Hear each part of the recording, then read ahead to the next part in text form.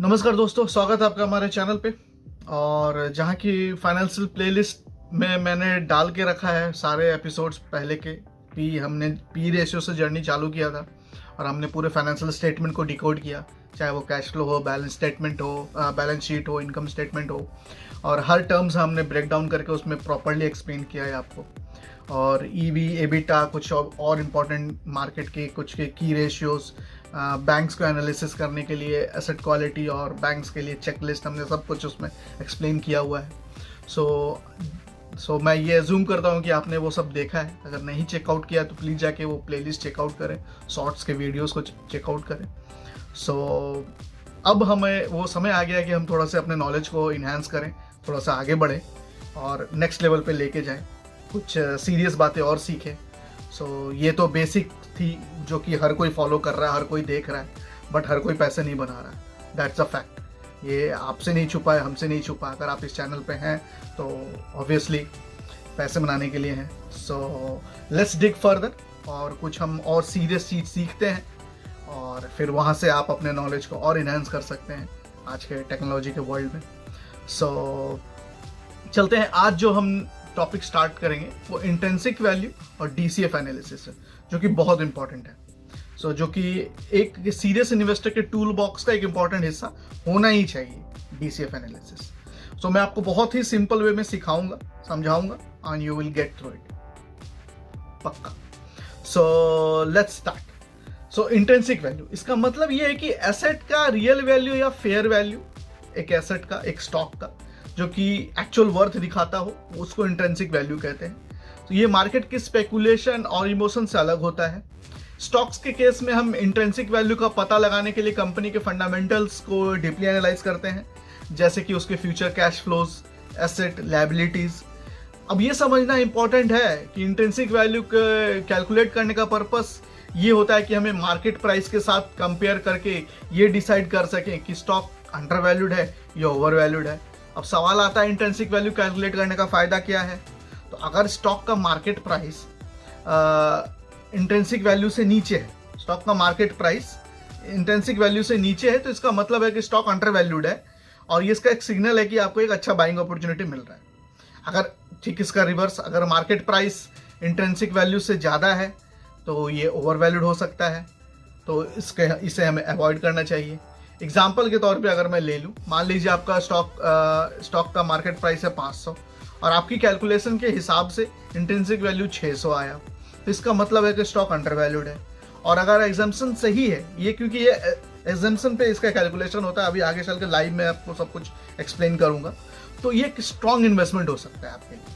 अब आते हैं एक पॉपुलर मेथड पे इंट्रिंसिक वैल्यू कैलकुलेट करने के लिए जो यूज होता है। इंट्रिंसिक वैल्यू कैलकुलेट करने के लिए पूरा अब जो मैं आपको समझाऊंगा, दैट इज डीसीएफ, डिस्काउंट। तो डीसीएफ एक वैल्यूएशन टेक्निक है जो फ्यूचर कैश फ्लो को कंसीडर करता है और उनका आज के टाइम के हिसाब से वैल्यू डिटरमाइन करता है। फ्यूचर कैश फ्लोस को डिस्काउंट करने के लिए एक डिस्काउंट रेट की यूज होती है जो रिस्क और अपॉर्चुनिटी कॉस्ट को रिप्रेजेंट करता है। अब डीसीएफ का फॉर्मूला मैं आपको स्क्रीन पे डाल दूंगा आपके नॉलेज के लिए, but we don't have to go deep in that. Future cash, उसमें दो तीन फैक्टर इंपॉर्टेंट है, वो एक्सप्लेन करता हूं मैं। फ्यूचर कैश फ्लो होते हैं, डिस्काउंट रेट होता है, नंबर ऑफ ईयर्स होता है। अब कुछ और की स्टेप्स में बता देता हूं। जैसे फ्यूचर कैश फ्लो प्रिडिक्ट करना, ये डिपेंड करता है कि कंपनी के हिस्टोरिकल परफॉर्मेंस और फ्यूचर का ग्रोथ एजम्पशन करना। ये जब हम लाइव में जाएंगे तो बहुत अच्छे से आपको समझ में आएगा। डिस्काउंट रेट चूज करना, usually weighted average cost of capital, WACC use होता है इसमें। टर्मिनल वैल्यू कैलकुलेट करना, terminal value future cash flow के बियॉन्ड के वैल्यू को एस्टिमेट करता है, 10 साल के बाद का वैल्यू को टर्मिनल वैल्यू बोलते हैं। सब कैश फ्लो को डिस्काउंट करके इंट्रिंसिक वैल्यू तक हम पहुंचते हैं। अब एक सिंपल एग्जांपल, मान लीजिए कंपनी अगले 5 साल के कैश फ्लो अपना प्रिडिक्ट आपको करना है। ईयर 1 में 100 करोड़, ईयर 1 में 120 करोड़, 20% का जंप है।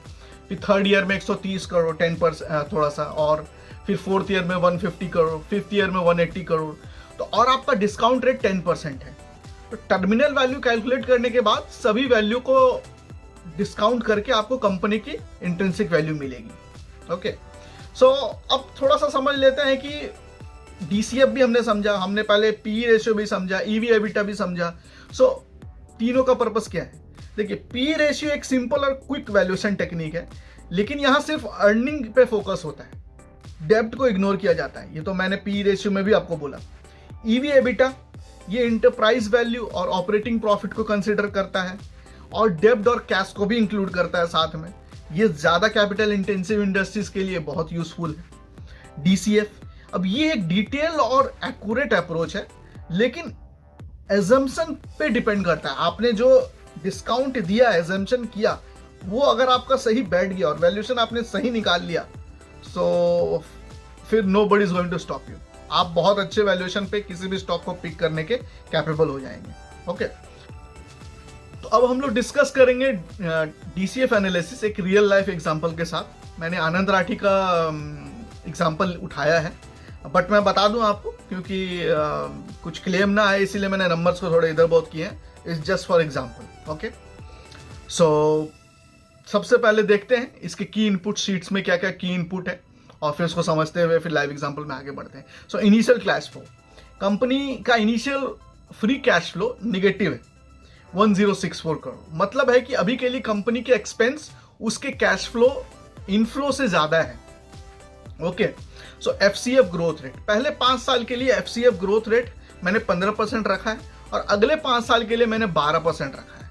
तो कंपनी का एक्सपेक्टेशन है कि कैश फ्लो पहले फास्ट ग्रो करेगी, जैसे हर कंपनी पहले फास्ट ग्रो करती है, फिर ग्रेजुअली स्लो होगा। और डिस्काउंट रेट ये 12% है, जो रिस्क अपॉर्चुनिटी कॉस्ट को रिप्रेजेंट करता है। टर्मिनल ग्रोथ रेट, 10 साल के बाद के कंपनी के कैश फ्लो सिर्फ 2% के हिसाब से मैंने स्टेबल ग्रोथ एज्यूम किया है, कि अभी तो 20 करेगा 5 साल, पहले 5 साल 15% करेगा, फिर 12 करेगा, फिर 10 के बाद 2% के हिसाब से ग्रो करेगा। Okay, so that is called terminal growth rate. So net डेब्ट लेवल, शीट के हिसाब से कंपनी के पास 5777 करोड़ का नेट कैश है, जो कि निगेटिव डेब्ट है। ये एक पॉजिटिव बात है, क्योंकि कंपनी के पास लायबिलिटी से ज्यादा कैश है। ओके, सो अब चलिए कैश फ्लो प्रोजेक्शन और प्रेजेंट वैल्यू। अब हम कैश फ्लो प्रोजेक्शन और प्रेजेंट वैल्यू देखते हैं। FCF पे ध्यान दीजिएगा आप। ईयर 1 का FCF 1224 करोड़ से शुरू होता है, और ईयर 10 तक 3773 करोड़ तक पहुंचता है। ग्रोथ रेट के हिसाब से ये ग्रेजुअली बढ़ता है। प्रेजेंट वैल्यू, अब प्रेजेंट वैल्यू में आ जाते हैं।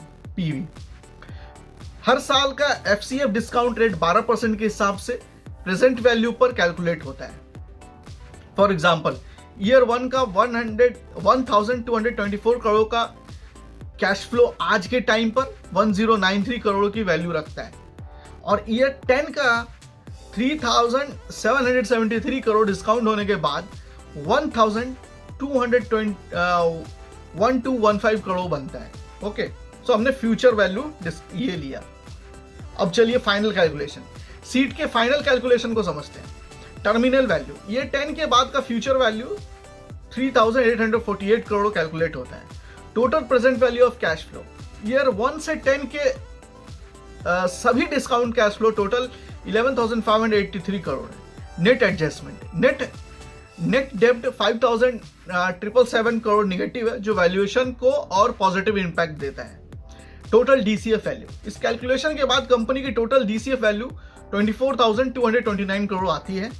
तो अब कंपेयर करें मार्केट के हिसाब से, अब मार्केट कैप के हिसाब से कंपेयर करते हैं, तो शीट के हिसाब से आनंद राठी वेल्थ का करंट मार्केट कैप 16,616 है, जो कि आज का था। और DCF value versus market cap अब देखते हैं, लेकिन DCF वैल्यू मार्केट कैप का -146% आया है। मतलब सीट्स के इनपुट और एजम्पशन के हिसाब से ये स्टॉक ओवर वैल्यूड लगता है। ओके, ये जस्ट एजम्पशन है, ये राइट नंबर्स नहीं है, मैंने पहले ये डिस्क्लेमर दिया था। सो ये बस आपको समझाने के लिए था। तो अब इनसाइट और इसके कंक्लूजन की तरफ चलते हैं। Negative initial cash flow, company अभी के लिए ज्यादा कैपिटल स्पेंड कर रही है, लेकिन फ्यूचर ग्रोथ का पोटेंशियल है। ओवर वैल्यूएशन रिस्क, DCF के हिसाब से ये स्टॉक मार्केट प्राइस के कंपैरिजन में ओवर वैल्यूड लगता है। अगर आप इस स्टॉक में इन्वेस्ट करने का प्लान कर रहे हैं, तो ग्रोथ एजम्पशन और फ्यूचर रिस्क को ध्यान रखना जरूरी है। इस सीट के हिसाब से जो मैंने कैलकुलेट किया है। हालांकि इससे डबल रेट से कंपनी ग्रो कर रही है, और सो आप अपने हिसाब से वैल्यूएशन निकाल सकते हैं, DCF मेथड। सो ये था एक सैंपल जो मैंने आपको दिखाया, समझाया DCF कैसे कैलकुलेट होता है, क्या होता है, की टर्म्स इसमें क्या होते हैं और इसे कैसे कैलकुलेट किया जाता है। सो होप करता हूँ आप समझ रहे होंगे, और अगर आपको कुछ डाउट आता है तो नीचे कमेंट सेक्शन में प्लीज़ पूछिए और मैं आपको क्लैरिफाई करूँगा। और मिलते हैं फिर नेक्स्ट वीडियो में कुछ नए कॉन्सेप्ट के साथ। तब तक के लिए देखते रहिए, सपोर्ट करते रहिए। Thank you.